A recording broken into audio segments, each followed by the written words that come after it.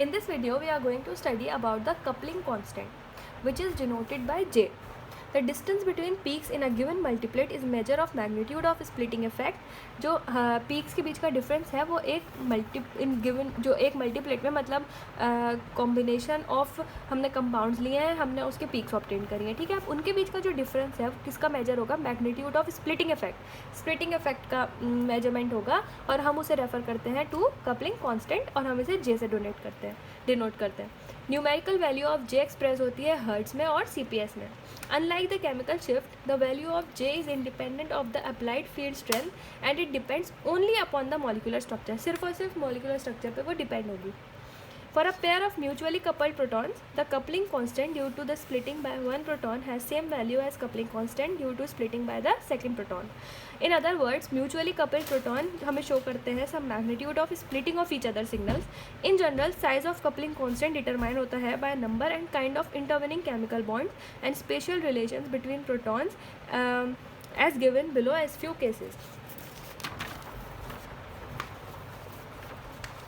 Involving protons attached to some carbon atom that is germinal protons. ऐसे protons जो same carbon पर attach है उन्हें हम जर्मिनल प्रोटॉन्स बोलते हैं. तब जो J की वैल्यू होगी वो 0 to 20 हर्ट्ज़ के बीच में होगी डिपेंडिंग अपॉन कि उनका बॉन्ड एंगल क्या है और स्ट्रक्चर का ओवरऑल मॉलिक्यूल का ओवरऑल स्ट्रक्चर क्या है.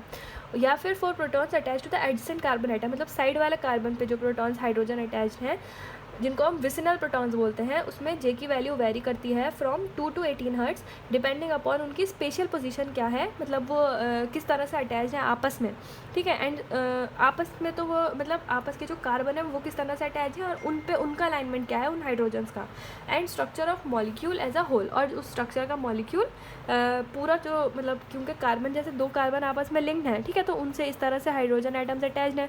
अब ये तो डिफ़र करेगा ही कि वो स्पेशल अरेंजमेंट उनका कैसा है, उसके अलावा यहाँ पे जो भी दो ग्रुप्स अटैच है उसके अलावा जो हमारा ओवरऑल मॉलिक्यूल है उसका क्या स्ट्रक्चर है, ठीक है, उस पर डिपेंड करेगा हमारा ये calculation of the coupling constant.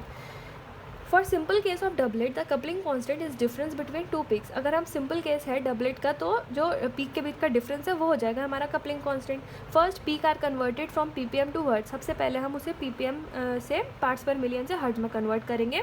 अगर सपोज़ वन पीक 4.260 है ppm तो दूसरी है 4.247 ppm, तो उसके हम हर्ट्स में कन्वर्ट करने के लिए क्या करते हैं, वैल्यू को मल्टीप्लाई करते हैं by field strength in megahertz. If we use 500 megahertz NMR machine तो हम उसको उससे मल्टीप्लाई करके अपनी वैल्यूज़ ले लेंगे. जैसे हमें 2130 2123.5 रिस्पेक्टिवली मिल गई दोनों पीक्स की. फिर J क्या हो जाएगा, इनकी माइनस कर देंगे इनको तो 6.5 हर्ट्ज हमें J की वैल्यू मिल गई. दिस कैन गेट डिफिकल्ट, तब डिफिकल्ट हो जाएगा ये कैलकुलेशन. अभी तो इजी लगी, हमें दो पीक्स ली, हमने उसे उसको जितना भी हम मेगा हर्ट्ज की मशीन NMR मशीन यूज़ कर रहे हैं उसमें हमें कन्वर्ट कर लिया और माइनस कर दिया. पर if a proton is split by more than another proton, especially if the protons are non-identical, अगर यही प्रोटॉन स्प्लिट होते हैं बाय कोई दूसरे एक या एक से ज़्यादा प्रोटॉन से तो तब हमें डिफ़िकल्टी होगी. और स्पेशली अगर वो प्रोटॉन्स आइडेंटिकल नहीं हैं, अगर वो प्रोटॉन्स ही डिफरेंट हैं तो फिर जो है हमें इतना ईजिली हम कैलकुलेट नहीं कर सकते. So this is all about the coupling constant.